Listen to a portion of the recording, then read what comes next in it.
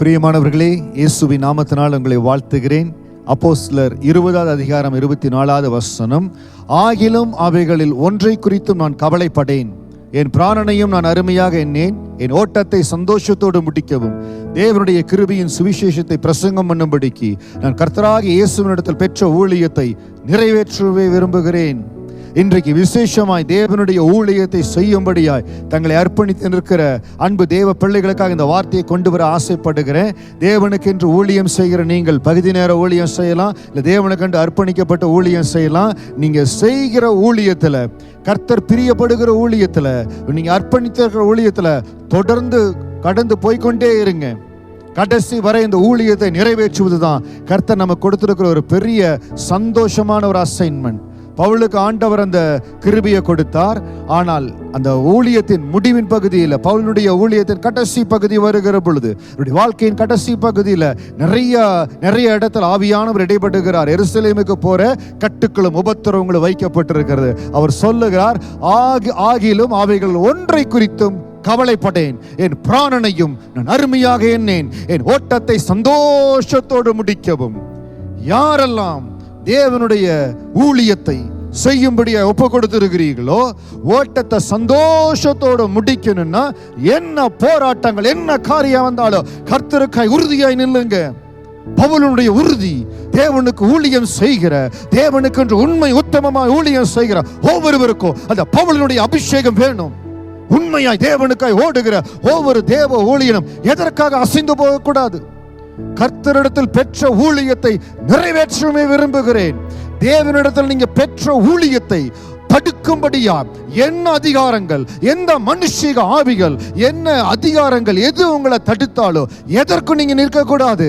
கர்த்தரிடத்தில் பெற்ற, நான் கர்த்தராகிய இயேசுவினிடத்தில் பெற்ற ஊழியத்தை நிறைவேற்ற விரும்புகிறேன். இந்த உயிர் எப்ப வேணாலும் போகும், ஆனால் கர்த்தருடைய ஊழியத்தை நிறைவேற்றும்படியா என்னை ஒப்பு கொடுக்கிறேன்னு சொல்லுகிற தேவ பிள்ளைகளை, தேவ ஊழியர்களை கர்த்தர் மிகவும் பிரியப்படுவார், மிகவும் நேசிப்பார்.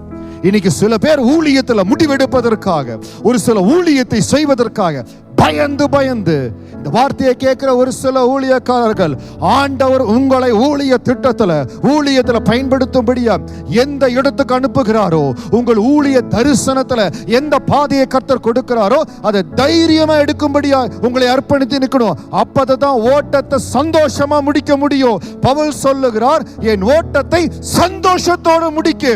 அருமையான ஊழியக்காரனே, அருமையாக ஊழியக்காரியே, உங்க ஓட்டத்தை சந்தோஷத்தோடு முடிக்கணும்.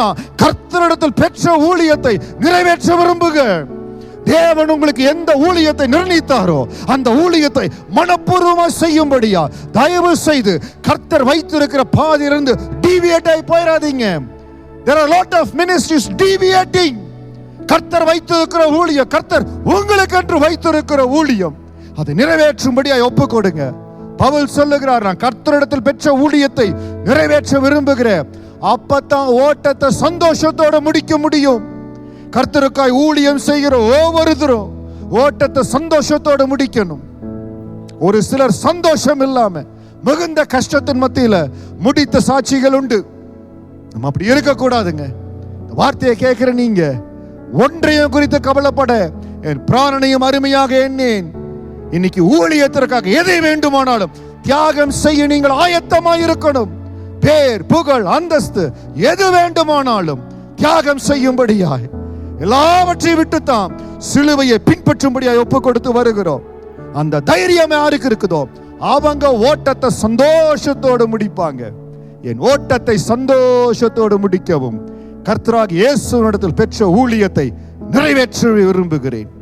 உண்மையான ஊழியம், தேவனுக்கென்று உயிரை கொடுத்து செய்கிற ஊழியம் என்ன தெரியுங்களா?